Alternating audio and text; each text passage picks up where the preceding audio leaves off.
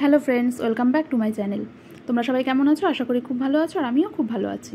তো আজকের রেসিপিটা হবে হলো নারকেলের কোনো একটা রেসিপি হবে। তোমরা নিশ্চয়ই নারকেল দেখে বুঝতে পারছো যে আজকের রেসিপিটা নারকেলের। তো আজকের রেসিপি হলো চিংড়ি মাছের মালাইকারি। তো চলো রেসিপিটা তোমরা দেখতে থাকো। আর এই রেসিপিটা কিন্তু মা বানাবে। মা দেখো এখানে নারকেল কোড়াতে বসে গেছে। আর এই নারকেলটা দেখে আমার এত লোভ লাগছিল, আমি একটু তুলে আবার খেয়েও নিয়েছিলাম। নারকেল খেতে কিন্তু আমার ভালোই লাগে। তোমাদের কেমন লাগে কমেন্ট করে জানিও। আর এই চিংড়ি মাছের মালাইকারিটা করতে কিন্তু একটা নারকেল পুরোটাই লেগে যাবে। এখানে দেখো এই যে চিংড়ি মাছটা রাখা আছে, এই মাছটা এবার আমি বাছবো। মা ওদিকে নারকেলটা কোড়াচ্ছে আর আমি চিংড়ি মাছটা বেছে দেবো।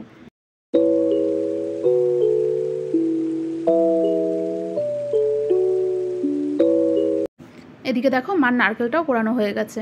আর নারকেলের প্লেটটা নিয়ে দেখো আমি আবার একটু নকশা করছিলাম। তারপর দেখো মা এখানে একটু গরম জল করে নিয়েছে একটা বাটিতে। তারপর নারকেলটা সব দিয়ে দেবে এই জলের মধ্যে, দিয়ে ভালো করে নারকেলের দুধটা বার করে নেবে। তো চলো তোমরা দেখতে থাকো কিভাবে নারকেলের দুধটা বার করে।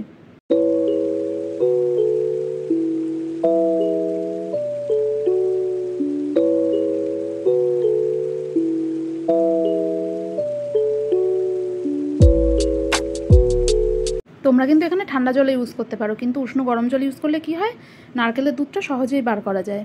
মা দেখো এখানে নারকেলগুলো চিপড়ে নারকেলের দুধটা বার করে নিয়েছে।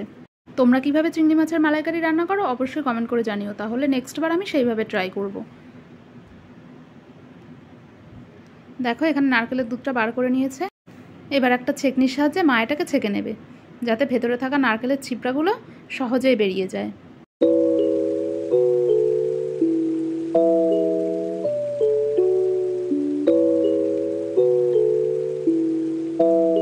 দেখো নারকেলের দুধটা বার করে নিয়েছে।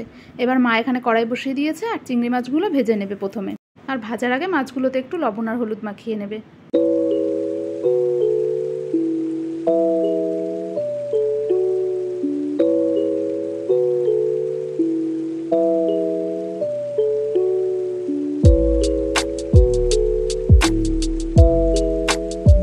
দেখো মা এখানে চিংড়ি মাছটা ভাজাও বসিয়ে দিয়েছে।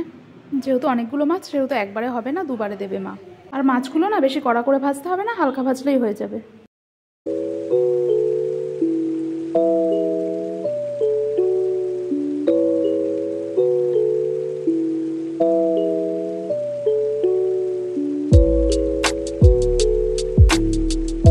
চিংড়ি মাছটা দেখো মা ভেজে তুলে নিয়েছে। এবার বাদবাকি মাছটাও ভেজে নেবে।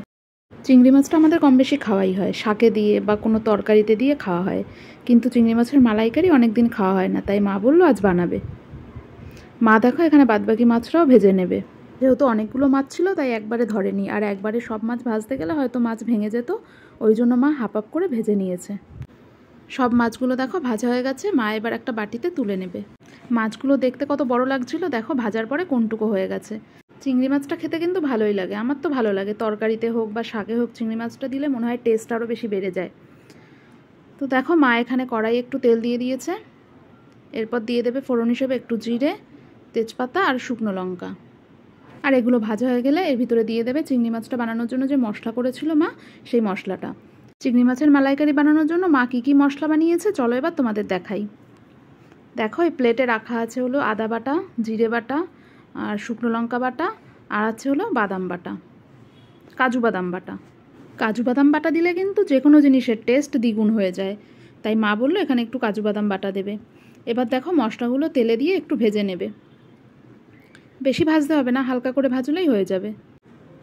মশলাটা হালকা একটু কষিয়ে নিয়ে যখন হালকা তেল ছেড়ে দেবে, মায়ের ভিতর দিয়ে দেবে হলো লবণ আর হলুদ।